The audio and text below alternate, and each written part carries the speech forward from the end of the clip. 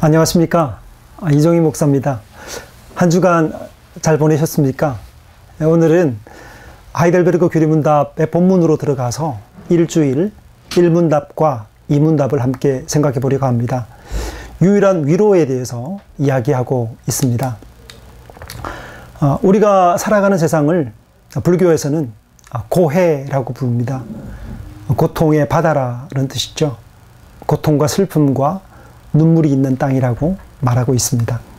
슬픔이 있고 눈물이 있고 역경이 있고 많은 사고들이 즐비하게 널려 있는 것이 바로 이 땅의 삶이라고 본 것이죠. 위안과 위로를 사람들이 바라고 위로받고 싶어하는 많은 사람들의 갈망들을 우리는 봅니다. 서점 가판대를 가보면 행복과 위로, 평화, 그리고 자유, 성공에 대한 이야기들로 가득 차 있습니다. 어떻게 하면 이 땅을 편하게 살아갈 수 있을까? 아니면 평안을 찾을 수 있을까? 위로받는 삶을 살 수 있을까에 대한 논의들로 가득 차 있습니다. 달리 말하면 행복하지 못한 인생이라는 것을 반증하는 것이라고 할 수 있겠습니다. 일시적인 위로들이 이 땅에 많이 있죠. 돈과 쾌락과 명예와 자아실현 같은 것들입니다.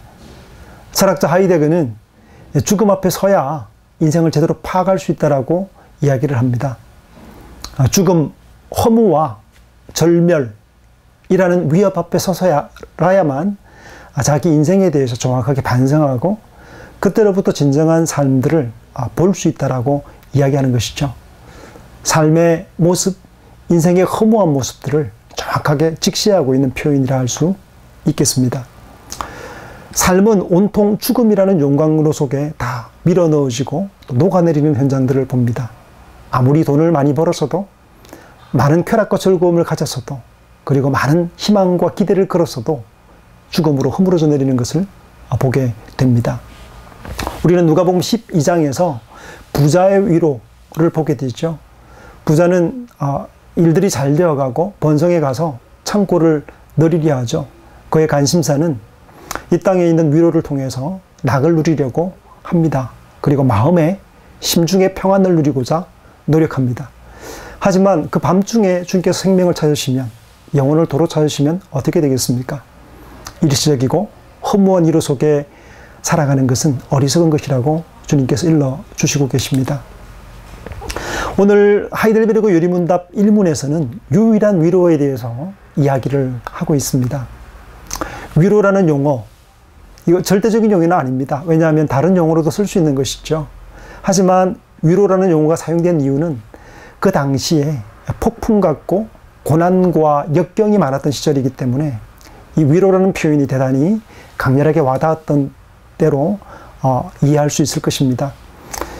그 또한 이 울신수 또한 추방과 그리고 싸움들, 논쟁들 속에 살았고 주변으로 많은 사람들이 핍박을 당하고 피난민으로 전락하고 또 유리하며 방황하는 삶들을 살아가는 모습을 보았습니다.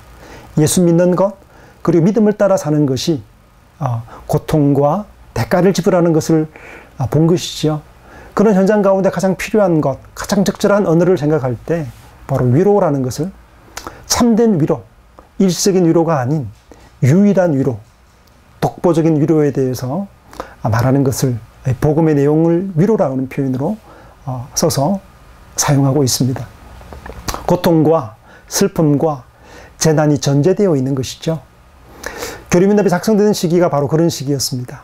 유일하고 독점적인 위로, 살아서나 죽어서나, 살아있을 때뿐 아니라 죽어서도 죽음이 우리를 파괴시키지 못하는 그 위로가 뭔가에 대해서 묻고 있습니다. 바로 그것에 대한 답이 1문답에 나와 있습니다. 바로 하나님 백성이 되는 것, 나의 소속에 대한 이야기를 이야기합니다. 성도가 누리는 가장 유일한 위로는 무엇이냐면 하나님의 소유가 되는 것입니다. 우리가 속한 곳이, 소속이 하나님 아버지의 품이고 예수 그리스도의 소유가 되는 것입니다. 자녀가 되는 것입니다. 살아서나 죽어서나 나는 나의 것이 아니고 몸과 영혼이 구주 예수 그리스도의 소유됨에 대한 것이, 소유됨이 위로라고 이야기를 합니다. 여러분, 우리는 어디에 속했습니까? 나는 어디에 속해 있습니까? 그리스도와 연합하여 있습니까? 아니면 그리스도 밖에 있습니까? 성도는 그리스도 안에 있는 것이 유일한 위로, 나눌 수 없고 또 바꿀 수 없는 위로라고 이야기를 합니다. 로마서 8장에서 말하는 것처럼 그리스도와 연합되어 있는 것, 그리스도와 연합된 끈을 그 어떤 역경도 끊어낼 수 없다라고 고백하고 있는데, 바로 우리가 주의 소유가 되었기 때문에 그러하다고 노래합니다. 우리가 어떻게 그러면 그리스도의 소유가 되었습니까? 그것은 십자가의 피 흘리심으로, 우리를 대속하심으로 피로 값주고 사셨다고 이야기를 합니다. 나의 모든 죄값을 다 치르셨다고 말씀하시죠. 나의 모든 죄가 다 용서받았습니다. 마귀의 모든 권세에서 해방되었습니다. 주님께서 우리를 위해 생명을 지불하시고 우리를 소유 삼으셨습니다. 주님의 소유가 된다는 것, 주의 것이 된다는 것, 내가 그분께 속했다는 것은 단순한 세상의 주인이 아니라 자신의 생명을 주어 피 흘려 값주고 사시는 은혜로우신 그리고 전능하신 주의 소유가 됨을 의미합니다. 죄 용서를 받고 저주가 제거되고 생명이 회복된 주님의 소유가 된다는 뜻입니다.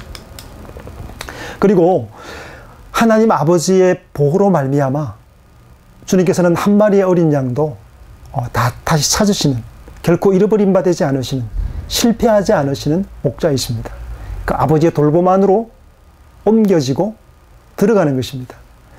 전능하신 하나님의 손길 아래 있기 때문에 머리털럭 하나도 살피시는 그 하나님의 전능한 살피심 속에 있기 때문에 잃어버린 바 되지 않는다는 것입니다. 그것이 성도들이 누리는 위로입니다. 심지어는 죽음이나 혹은 고난이나 역경이나 삶으로 당하는 많은 일들이 있죠. 예수 믿는 성도라고 해서 믿지 않는 사람들과 달리 고통을 받습니까? 아니죠. 가난도 똑같이 겪고 질병도 똑같이 앓습니다. 아플 땐 아프고 재난을 당할 땐 같은 재난을 당하지요. 그럼에도 불구하고 이 모든 일들이 합력하여서 우리의 구원을 위하여서 선을 이루도록 하는 방식으로 일한다고 얘기를 합니다. 왜냐하면 우리가 주님의 소유가 되었고 하나님의 것이 되었기 때문에, 당신의 것을 하나도 놓치지 않으시는 그분의 품 안에 있기 때문에 우리가 안전하다는 것을 이야기합니다. 비바람이 불고 역경이 불었던 그 당시입니다. 종교개혁 당시는 그야말로 피바람이 불었던 때이기도 하고 역경이 있던 때입니다. 그럼에도 불구하고 성도들은 그리스도의 소유가 되었기 때문에 살아서도 죽어서도, 그리고 역경이 있는 땅 가운데에서도 결코 잃어버린 바 되지 않는 그 위로 속에 산다고 고백하고 있습니다. 더불어서 성령 하나님의 적용하심에 대해서 얘기를 합니다. 영원한 생명에 대한, 영생에 대한 확신을 주시고요. 그리고 의심의 파도에 시달리지 않도록 우리의 마음을 지키신다고, 우리 안에 내주하시고 우리를 붙드신다고 말씀하십니다. 마음을 다하여서 신속하고 즐겁게 하나님을 향하여 살아가도록 만든다고 말합니다. 하나님을 향하여 살아가는 삶, 우리가 의미 있는 삶들을 많이 이야기를 하죠. 이 땅 가운데서 세상에서 큰 뜻을 펼치거나 또 사람들을 위해 헌신하거나 노력하는 많은 일들이 있습니다만, 가장 큰 성도의 대의는 하나님의 일에 동참하는 것입니다. 하나님을 향하여, 하나님을 위하여 살아가는 삶. 우리가 밭을 갈고 또 직장에 머물고 또 사소한 일 가운데 머문다 사람들이 판단할지라도 그 일이 하나님의 영광을 위한 일이면 하나님의 일과 대의에 참여하는 것입니다.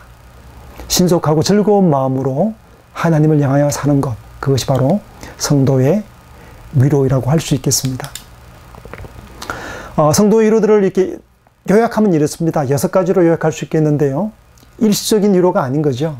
돈과 쾌락과 명예처럼 소멸되는 위로가 아닙니다. 그리고 살아서도 죽어서도 변함없는 위로입니다. 예수 그리스도의 복음을 믿는 것입니다. 그리고 죄와 저주에서 자유가 되는 것이고, 그리고 마귀의 권세에서 해방되는 위로입니다. 주의 소유로 사는 것이고, 아버지의 보호하심 속에 살고 성령의 이끄심 아래 살아가는, 하나님의 돌보심 안에 살아가는 위로입니다. 인생이 내 손이 아닌 하나님의 손에 있다는 이 강력한 위로가 성도들이 누리는 위로라고 할 수 있습니다. 예, 그리스도의 소유가 되고 죄로 대속을 받아 하나님과 화목하게 되고 죄와 사망과 마귀에서 건짐받고 주의 소유로 변함없이 보존되고 모든 악들도 선으로 바꾸시는 돌보심 속에 살고 영생에 대한 확신으로 순종의 삶을 시작하는 것, 걸어가는 것, 이것이 성도의 위로라고 말할 수 있겠습니다. 이문답으로 가면요, 그렇다면 이 유일하고 독보적이고 특별한 살아서도 죽어서도 변하지 않는 위로 속에 살고 죽기 위해서 알아야 할 지식에 대해서 세 가지로 이야기합니다. 그 첫 번째가 바로 비참한 처지에 대한 지식입니다. 우리의 죄와 비참이 얼마나 큰지를 알아야 한다고 이야기를 합니다. 여러분, 병을 우리가 알지 못하면 병원에 가지 않죠. 아파야 보통 가는 경우들이 많죠. 최근에야 정기검진 있고 해서 병원에 자주 가는 분들이 계십니다만 자기가 병이 있는지 없는지를 모르면 병원을 급히 찾지 않는 것이죠. 그러나 병이 진단이 되게 되면 암이라든지 급하게 수술해야 될 병을 알게 되면, 자각하게 되면 어떡합니까? 얼른 병원을 지체하지 않고 가야 되는 것이죠. 우리가 얼마나 큰 죄와 비참 속에 놓여 있는지를 알지 못하면 하나님을 찾지 않는 것이죠. 심령이 가난하지 않으면 하나님을 찾지 않습니다. 의에 줄이고 목마르지 않으면 의를 구하지 못하는 것이죠. 그래서 첫 번째 알아야 될 지식이 바로 자신의 죄와 비참에 처해 있는 처지에 대한 지식을 이야기합니다. 두 번째로는 자신의 절망한 상태, 자기 힘으로는 구원이 없다는 상태를 안다 할지라도 구원에 대한 지식이 없다면 안 되겠죠. 어떻게 구원받는가에 대한 지식이 두 번째로 필요하다고 이 문답에서 말합니다. 예수 그리스도의 복음에 대한 지식입니다. 바로 사도신경에서 말하고 있는 복음, 하나님이 누구신지, 나를 위해 무슨 일을 하셨는지 그 복음의 내용에 대해서 알아야 한다고 이야기를 합니다. 마지막으로는 감사의 방법에 대한 지식입니다.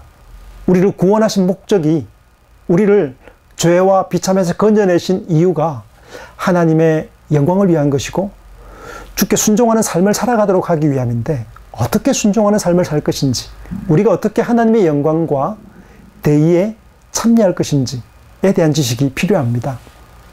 구원을 주신 목적을 따라 살아가기 위한 지식으로 우리가 십계명과 주기도문에서 잘 다루고 있습니다. 여기서 말하는 지식이라는 것은 단순한 암기하는 지식이 아닙니다. 마음에 깊이 새김받은 지식이고 전 인격을 싣고서 참으로 누리고 경험하고 체득하며 하나님께 감사하는 인격이 다 포함되고 수반되는 지식입니다. 자신의 죄와 비참을 알고 그리스도의 복음으로만 구원을 받으며 하나님을 향하여 살아가는 삶에 대한 지식, 이것이 바로 우리가 반드시 알아야 될 세 가지 지식이라고 이야기할 수 있습니다. 우리 다음 시간에는 2주일로 첫 번째 우리가 알아야 될 죄와 비참에 대한 지식에 대해서 살펴보려고 합니다. 산문에서 5분까지의 내용인데요. 인생의 비극과 율법을 통한 하나님의 요구, 그리고 사람의 상태에 대해서 함께 생각하겠습니다. 다음 시간에 뵙겠습니다.